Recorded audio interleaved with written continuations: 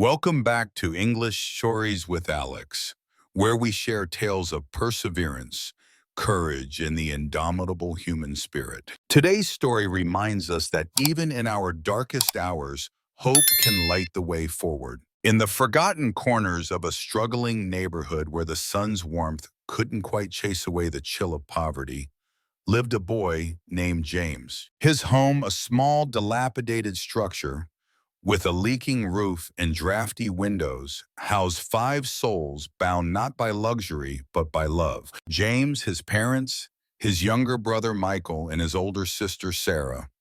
Despite the bare cupboards and worn clothes, laughter often filled their humble abode. James's father would say, "We may not have much, but we have each other, and that makes us the richest family alive." But fate can be merciless to even the most deserving hearts. In a particularly cold winter night, James's father developed a persistent cough that rattled his chest like autumn leaves in a gale. Days turned to weeks, and the cough transformed into something far more sinister. With medical care and unaffordable luxury, the family could only watch helplessly as his condition deteriorated. "Promise me you'll look after them," his father whispered one evening, his voice barely audible as he clasped James's trembling hand. The 15-year-old boy nodded, tears streaming down his face. "I promise, Dad. I'll take care of everything." The next morning, James awoke to his mother's heart-wrenching sobs. His father had slipped away during the night, leaving behind a family shattered by grief and burdened by uncertainty. At his father's modest funeral, James stood tall, despite the hurricane of emotions within him. "I'm the man of the house now," he told his mother, his voice cracking but resolute. "I'll be the breadwinner. I'll make sure we survive." His mother embraced him, her tears soaking his shoulder. "You're just a boy, James. You should be in school, not carrying the weight of our world." Life, however, wasn't finished testing their resilience.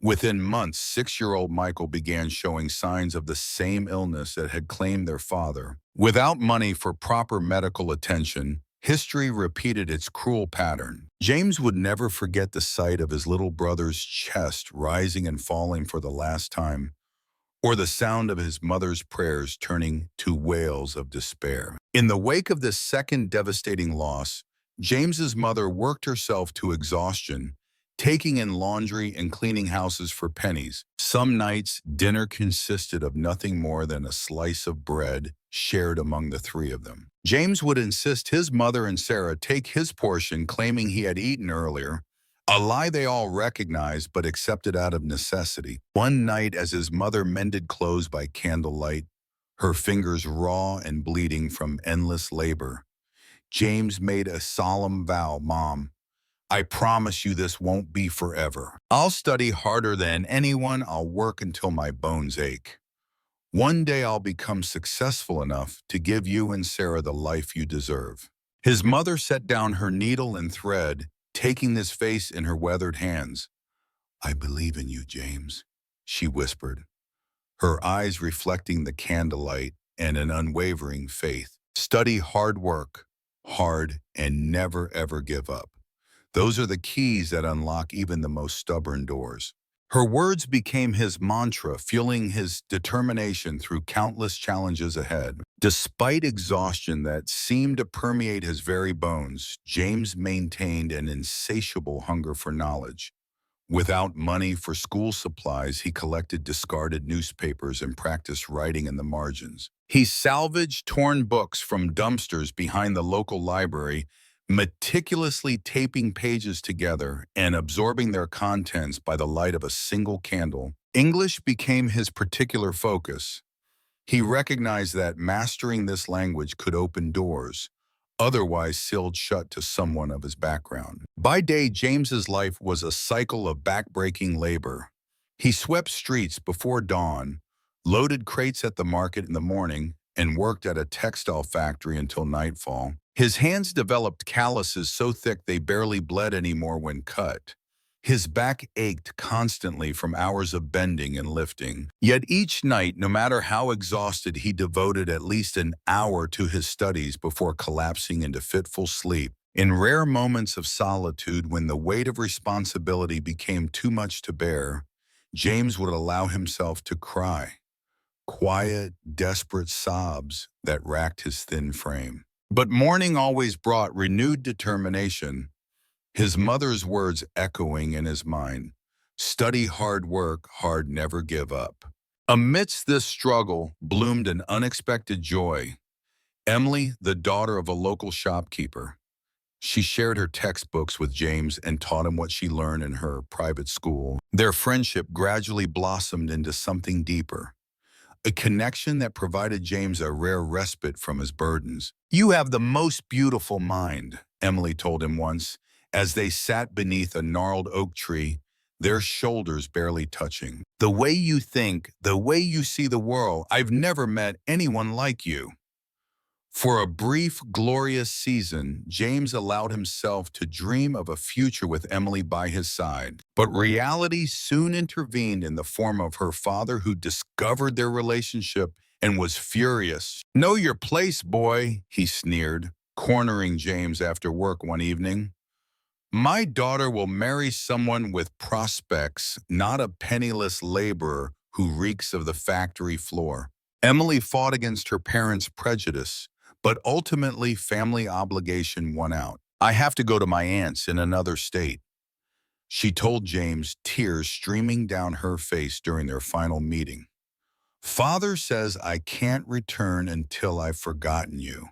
The pain of losing Emily carved another hollow in James's heart, but he transformed his grief into fuel. If poverty was the barrier between them, then he would demolish that barrier through sheer force of will. At 20, James had taught himself to speak English with remarkable fluency, devouring grammar books and practicing pronunciation whenever possible. His opportunity arrived on an ordinary Tuesday when he was enjoying a rare treat, a cup of coffee at a modest roadside cafe where he sometimes practiced English with international travelers. A distinguished gentleman at the next table overheard James explaining American idioms to a confused tourist.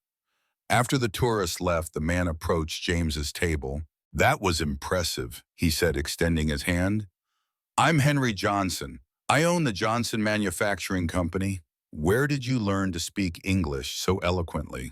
"I taught myself, sir," James replied, shaking the offered hand. "From books and practice." Mr. Johnson seemed skeptical. "Self-taught, without formal education?" "Yes, sir. When something matters enough, you find a way."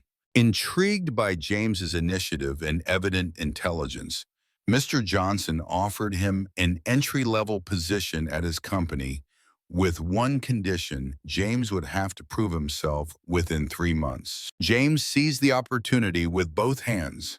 He arrived earlier and stayed later than anyone else. He learned every aspect of the business, from production to shipping to accounting. His colleagues were initially suspicious of this newcomer, with calloused hands and hungry eyes. But his work ethic and genuine desire to help others soon won them over. When the 3-month trial ended, not only did James keep his position, but he also received his first promotion. Year after year, he climbed the corporate ladder.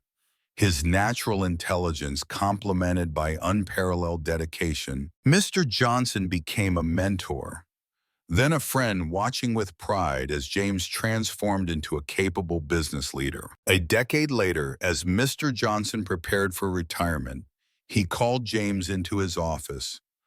"I've been watching you all these years," he said, gesturing for James to take a seat. "You understand this business better than anyone, better even than me at this point.